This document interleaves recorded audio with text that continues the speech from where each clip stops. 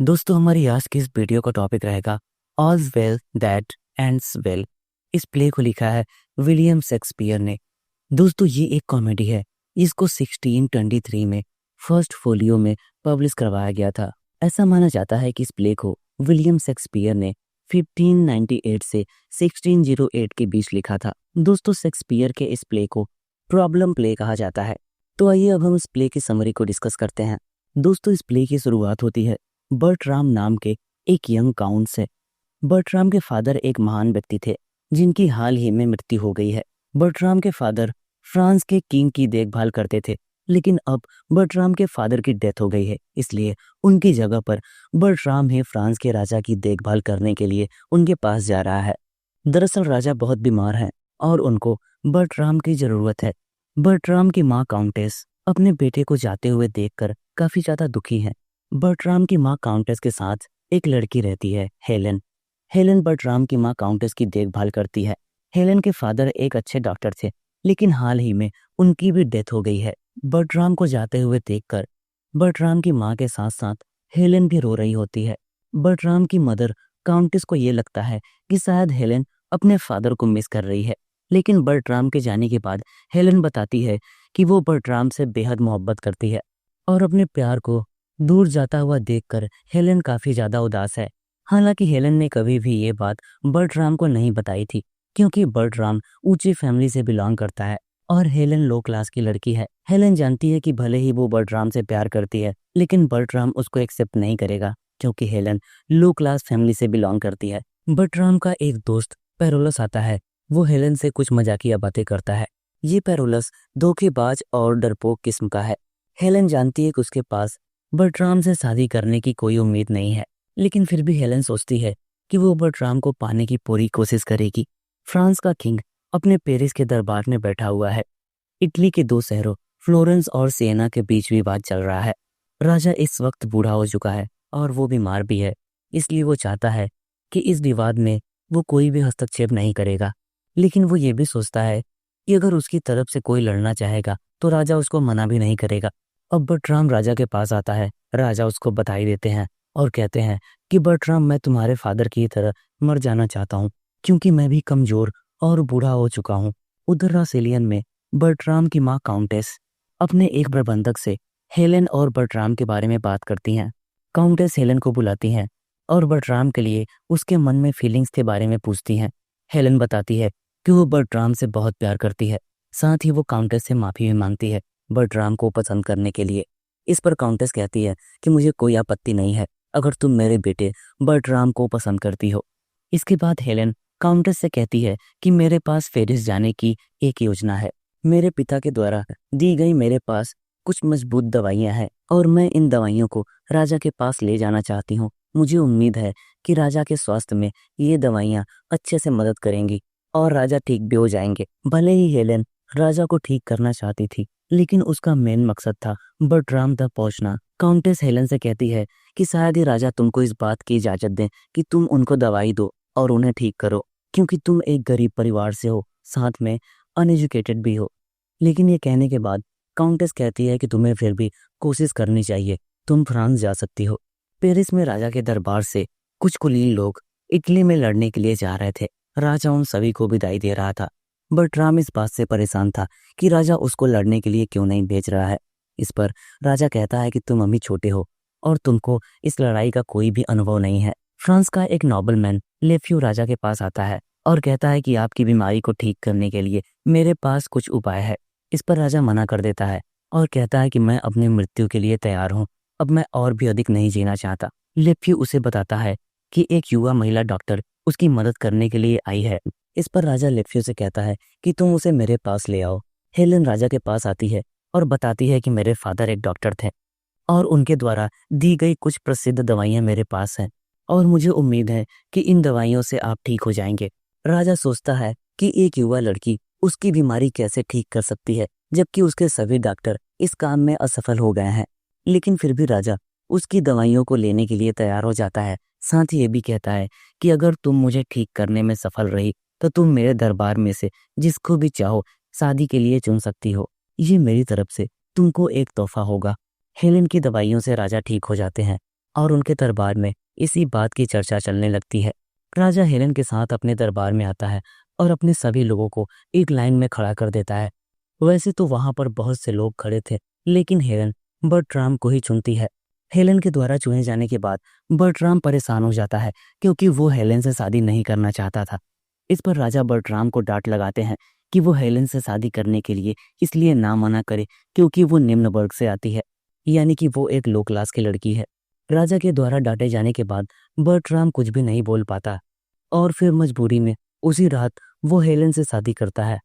Bertram अपने दोस्त पेरोलस से कहता है कि भले ही मैंने हेलेन से शादी कर ली है, लेकिन मैं लड़ने के लिए इटली जा रहा हूँ और दोबारा कभी भी हेलेन के पास नहीं लौटूंगा।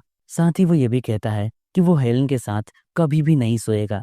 बर्ट्राम और पेरोलस दोनों इटली जाने की तैयारी करते हैं। पेरोलस हेलेन को बहलाता है और कहता है कि तुम ब्राजीलियन लौट जाओ, क्योंकि बर्ट्राम इटली से लौटने के बाद सीधा ब्राजीलियन ही जाएगा और तुमसे वहीं पर मिलेगा। पेरोलस की बात पर हेलेन कहती है कि मैं अपने पति की आज्ञा मानूंगी। पेरोलस के जाने के बाद लेफ्यू वहां पर आता है और हेलेन से कहता है कि तुम पेरोलस पर बिल्कुल भी भरोसा मत करना, क्योंकि पेरोलस एक नंबर का झूठा और कायर है और बर्ट्राम उसको अपने साथ इसलिए रखता है क्योंकि बर्ट्राम को उसके असली चरित्र के बारे में नहीं पता है। बर्ट्राम इटली जाते हुए हेलेन को अलविदा कहता है, ये सोचते हुए कि अब वो हेलेन से कभी भी नहीं मिलेगा। इटली पहुंचने के बाद बर्ट्राम ब्राजीलियन में अपनी माँ काउंटेस को एक लेटर लिखता है, जिसमें वो अपनी माँ को बताता है कि वो हेलेन के साथ कभी नहीं सोएगा, इसीलिए वो अब उसको हमेशा के लिए छोड़कर इटली चला आया है। हेलेन भी अब काउंटेस के पास आ जाती है। काउंटेस उसको बर्ट्राम के द्वारा दिया गया वो लेटर दिखाती है, जिसमें बर्ट्राम ने लिखा था कि जब तक हेलेन उसकी उंगली से उसकी पैतृक अंगूठी नहीं उतार लेती और बर्ट्राम से गर्भवती नहीं हो जाती, तब तक वो उसको नहीं अपनाएगा। बर्ट्राम ने हेलेन को ये टास्क इसलिए दिया था क्योंकि वो जानता था कि अब वो हेलेन से कभी नहीं मिलेगा, और अगर वो हेलेन से नहीं मिलेगा तो हेलेन कभी भी उससे प्रेग्नेंट नहीं होगी और ना ही हेलेन उसके उंगली से उसकी अंगूठी उतार पाएगी। हेलेन भी हार मानने वालों में से नहीं थी। वो सोचती है कि वो किसी भी तरीके से बर्ट्राम को पालेगी और उसे अपना हस्बैंड बना लेगी। हेलेन काउंटेस के लिए एक लेटर छोड़कर ब्राजीलियन से चली जाती है। काउंटेस को इस बात का बुरा लगता है कि उसके बेटे बर्ट्राम की वजह से हेलेन को पता नहीं कहाँ कहाँ भटकना पड़ेगा। हेलेन फ्लोरेंस जाती है। वहां पर वो एक विधवा और उसकी बेटी डायना से मिलती है।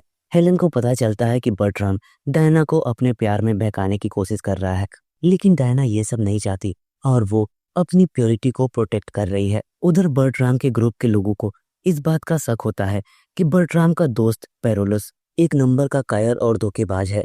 सभी लोग पेरोलस की सच्चाई सामने लाने के लिए एक योजना बनाते हैं और बर्ट्राम भी इसके लिए एग्री हो जाता है। हेलेन अपने बारे में सब कुछ डायना और उसकी विधवा माँ को बताती है। वो दोनों हेलेन से कहती हैं कि बर्ट्राम को वापस पाने के लिए वो लोग उसकी मदद करेंगी। अब एक दिन बर्ट्राम डायना के साथ सोने के लिए आता है। रात का समय था। डायना की जगह पर हेलेन जाकर सो जाती है। अंधेरे में बर्ट्राम नहीं समझ पाता कि वो डायना है या हेलेन।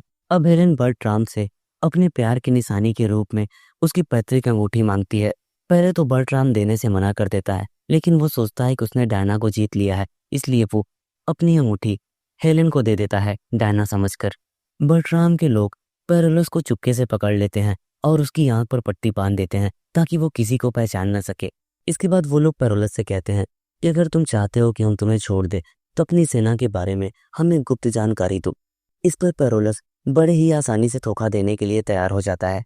वो सब कुछ बता देता है, साथ ही अपने दोस्त बर्ट्राम के भी बारे में उल्टा सीधा यानी कि बुरा भला बोलता है। अब बर्ट्राम को पता चल जाता है तो उसका दोस्त धोखेबाज और कायर है। अब बर्ट्राम पेरोलस को वहीं पर छोड़कर अपने बाकी साथियों के साथ फ्रांस लौटने की योजना बनाता है।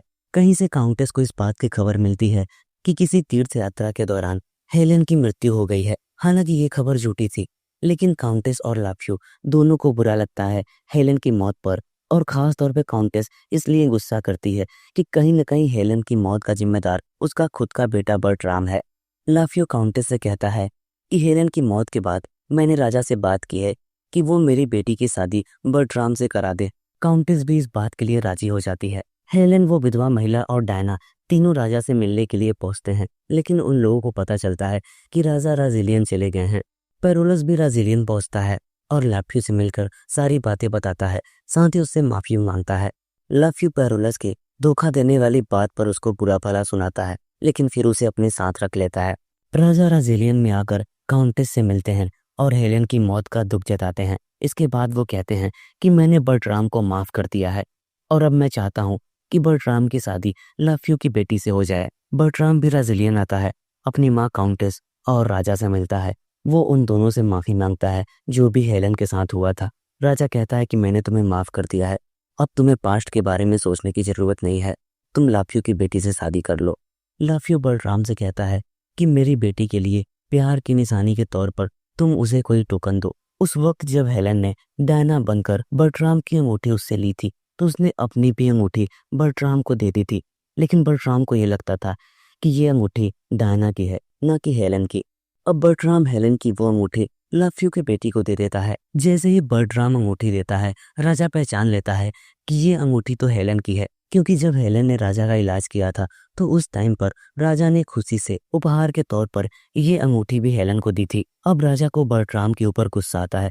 वो सोचता है कि जरूर हेलेन बर्ट्राम के साथ थी और कहीं न कहीं उसकी मौत के पीछे बर्ट्राम का ही हाथ है।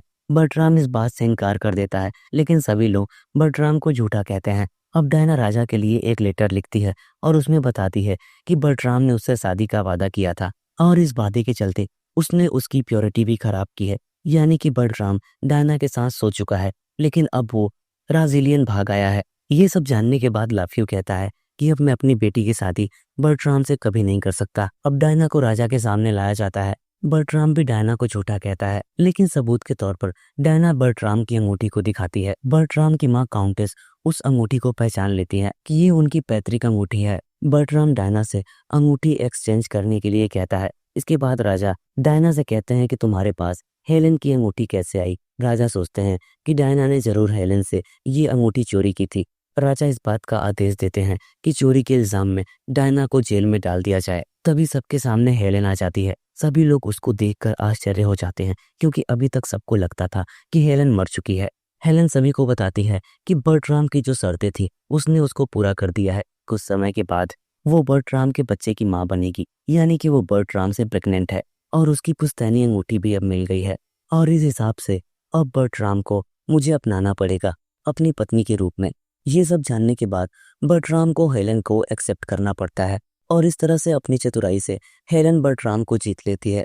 प्ले की एंड में राजा स्टेज पर आता है और सभी से कहता है कि सब कुछ ठीक हो गया है और सभी ऑडियंस तालियां बजाने लगते हैं।